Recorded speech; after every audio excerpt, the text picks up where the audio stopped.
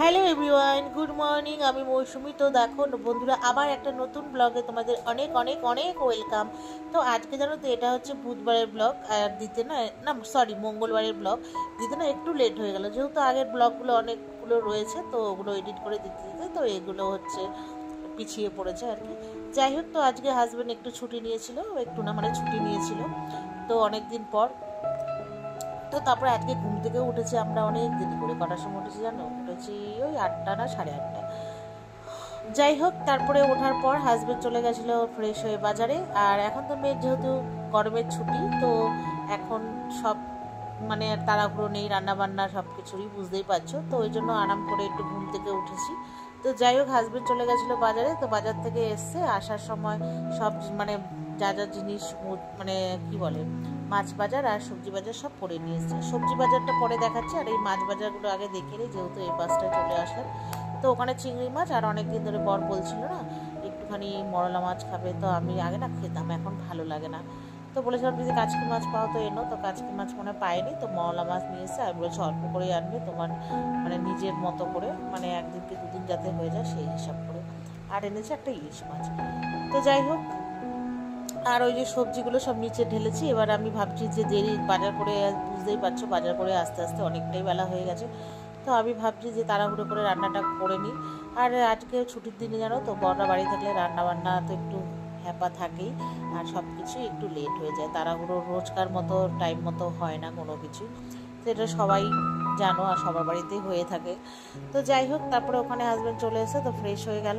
তো আমি এদিকে মানে চা খাবে সবাই, মেয়েকেও বললাম উঠে পড়, ওকে আসবে পড়াতে।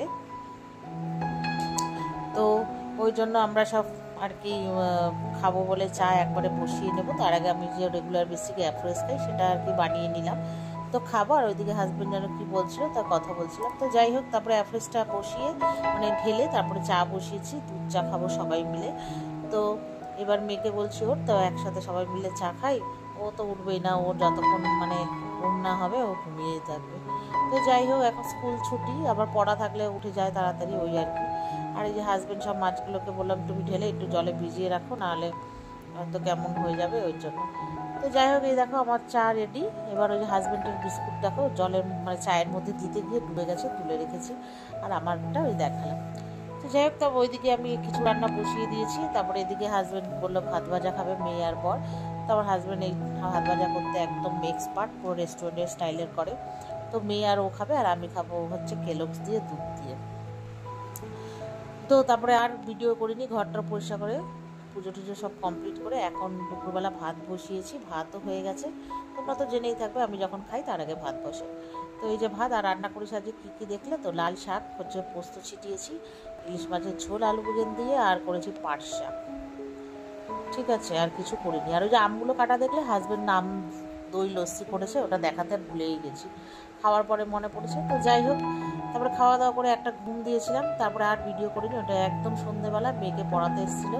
তারপরে হচ্ছে আমরা খেলাম চা, আর ওই যে হাজব্যান্ড গিয়েছিল একটু চপ, অনেক দিন ধরে চপ খেতে ইচ্ছা করছে। তো হাজব্যান্ড গিয়েছিলো চপ আনতে, আলুর চপ আর ডিমের চপ নিয়ে এসছে।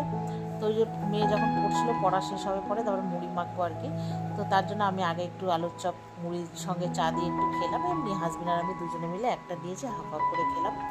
খাওয়া দাওয়া করে মার বাড়ি এসছে, যে মা দেখি ঘুগনি করেছে, তো হাজব্যান্ড আর মেয়েকে দিলাম পেঁয়াজ দিয়ে ঝেউ ভাজা দিয়ে ঘুগনি। তো চলো এই পর্যন্তই, টাটা।